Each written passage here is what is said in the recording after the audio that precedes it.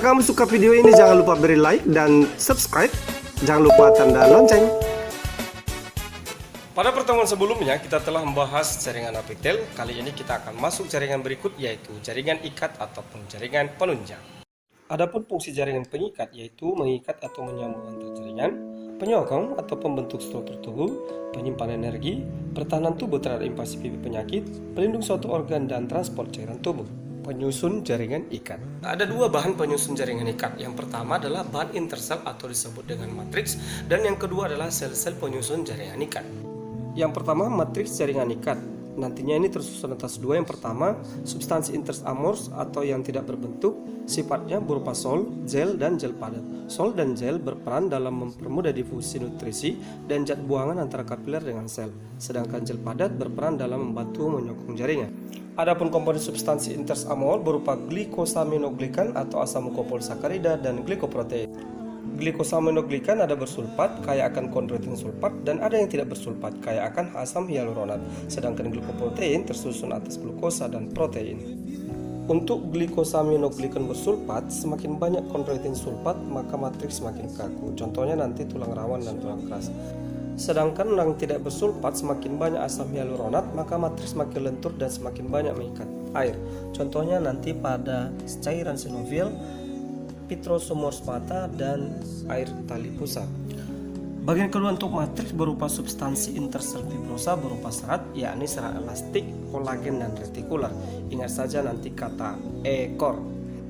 Serat yang pertama, serat elastin atau elastik. Cirinya berwarna kuning, lentur, tersusun dari protein mukopolisakarida yang dikelilingi glikoprotein, terdapat pada pembuluh darah, ligamen, dan tulang rawan hialin. Yang kedua, serat kolagen. Cirinya berwarna putih, sifatnya kuat, kurang lentur tapi daya tegangnya tinggi, tersusun dari protein kolagen, terdapat pada tendon, tulang, dan kulit. Ketiga, serat retikular. Cirinya sifatnya sama dengan serat kolagen, ukurannya lebih tipis, tersusun dari kolagen yang dikelilingi oleh glikoprotein, berperan untuk mengikat jaringan ikat, terdapat pada hati, limpa, dan kelenjar limpa.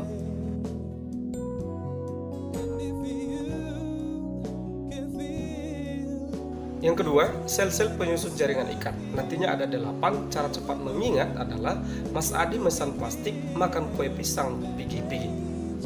Yang pertama, mast cell atau sel tiang. Cirinya bentuk lonjong, kadang-kadang memiliki pseudopodia atau kaki palsunya, berhenti kecil ditutupi granula, membentuk kelompok kecil dekat pembuluh darah. Pada umumnya dia menghasilkan zat sejenis antikoagulan, pertama ada heparin, nantinya dalam mengatur pembekuan darah, dan kedua histamin, yakni meningkatkan permeabilitas pembuluh darah kecil. Kedua, adiposa atau sel lemak. Setiap sel lemak mengandung satu tetes minyak besar, terdiri dari sedikit sitoplasma dengan inti bentuk pipih. Jika berkumpul dalam jumlah banyak, akan membentuk jaringan lemak. Ketiga, sel mesenkim. Sel ini berdiferensiasi menjadi jaringan ikat longgar dan membentuk sel otot polos pada pembuluh darah yang cedera, dan merupakan sel embrional yang masih dapat ditemukan pada jaringan orang dewasa. Keempat, sel plasma, di mana sel ini mirip limfosit, berfungsi untuk menghasilkan antibodi. Kelima, makrofag, nantinya akan menghasilkan enzim seperti lisozim, elastase, kolagenase, dan agen antivirus. Keenam, leukosit atau sel darah putih yang berfungsi sebagai pertahanan terhadap infeksi benda asing. Ketujuh, sel pigmen, mengandung pigmen atau kromatofor, misalnya pada kulit, korot mata, dan pia mater, lapisan dalam otak. Terakhir, kedelapan, fibroblast. Cirinya bentuk sel besar dan pipi, dari samping tampak bergelondong, inti selnya lonjong, dan paling banyak ditemukan pada jaringan ikat longgar aerolat. Fibroblast berfungsi dalam sekresi protein.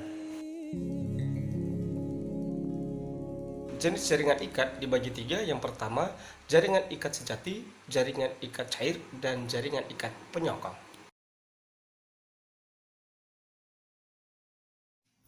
Pertama, jaringan ikat sejati.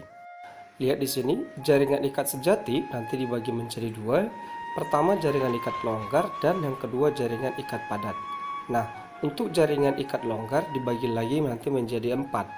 Yang pertama, jaringan mukosa, jaringan aerolar, jaringan lemak, lalu jaringan retikular. Untuk mempermudah mengingatnya, ingat aja kata marker.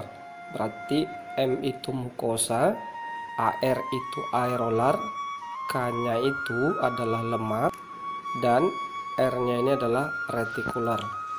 Adapun nanti menjadi fungsi jaringan lemak berupa tempat penyimpan cadang makanan, bantalan organ vital, dan isolator penjaga suhu tubuh.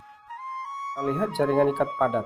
Jaringan ikat padat nanti dibagi dua, yakni jaringan ikat yang teratur, lalu jaringan ikat padat yang tidak teratur. Untuk yang teratur nanti contohnya ada berupa tendon. Tendon merupakan jaringan yang menghubungkan tulang dengan otot. Kedua, ada namanya ligamen. Ligamen merupakan jaringan yang menghubungkan tulang dengan tulang.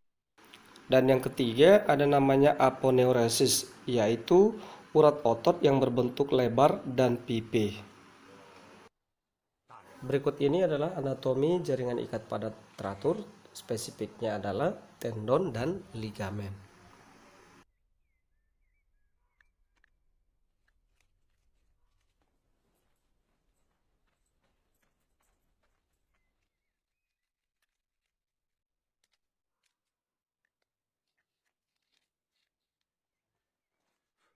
Berikutnya jaringan ikat padat tidak teratur, biasanya ditemukan pada pembungkus tulang dan lapisan kulit.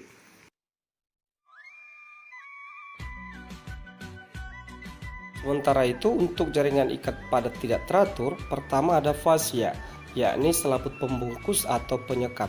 Yang kedua adalah periosteum, yaitu lapisan luar tulang. Ketiga ada namanya perikondrium, yaitu lapisan luar tulang rawan.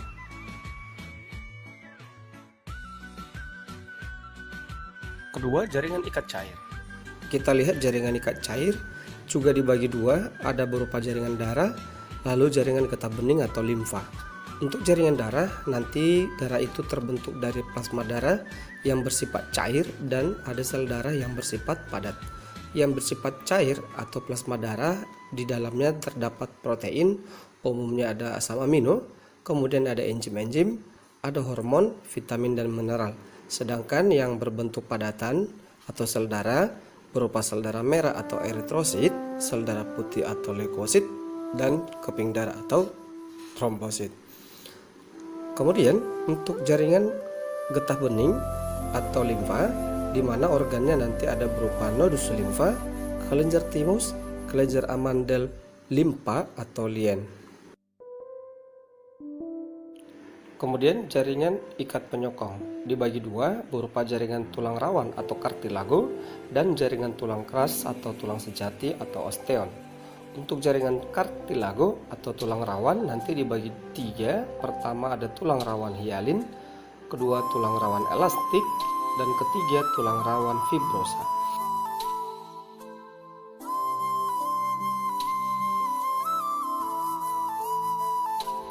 Sementara untuk jaringan tulang keras atau osteon, komponennya ada dua, ada yang aseluler nanti berupa matriks, lalu ada komponen seluler.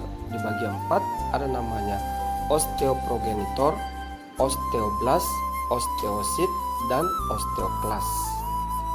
Osteoprogenitor sel induk dari osteoblast dan osteoklas yang berasal dari sel mesenkim. Osteoblast berfungsi mensintesis unsur-unsur organik matriks berupa kolagen dan glikoprotein. Osteosit atau sel tulang keras, yakni sel yang tertimbun dalam matriks, biasanya berada dalam lakuna dalam bentuk bikonkave. Berikut adalah gambar jaringan tulang keras yang melingkar di tengah, namanya saluran Havers, kayak akan pembuluh darah yang berperan untuk mengangkut oksigen dan nutrisi. Kemudian lingkaran-lingkaran yang halusnya lagi yang warna merah, namanya itu adalah lakuna. Di dalamnya terdapat sel tulang atau osteosit. Lalu serabut-serabut halus yang makin kecil disebutlah kanal kulit. Tulang keras tersusun atas sel tulang atau osteosit yang berada dalam lakuna. Matriks keras berupa endospam kalsium, serat kolagen. Tersusun sel tulang berupa osteosit. Nah, ini adalah jaringan tulang tadi yang Bapak jelaskan, bahwasannya sistem satuan sel-sel tulang mengelilingi pembuluh darah, limfa, saraf, membentuk suatu sistem tulang spons dan tulang kompak. Berikut ini perbedaan tulang spons dengan tulang kompak. Dan berikut ini merupakan perbedaan tulang rawan dan tulang keras. Demikian penjelasan jaringan ikat. Terima kasih.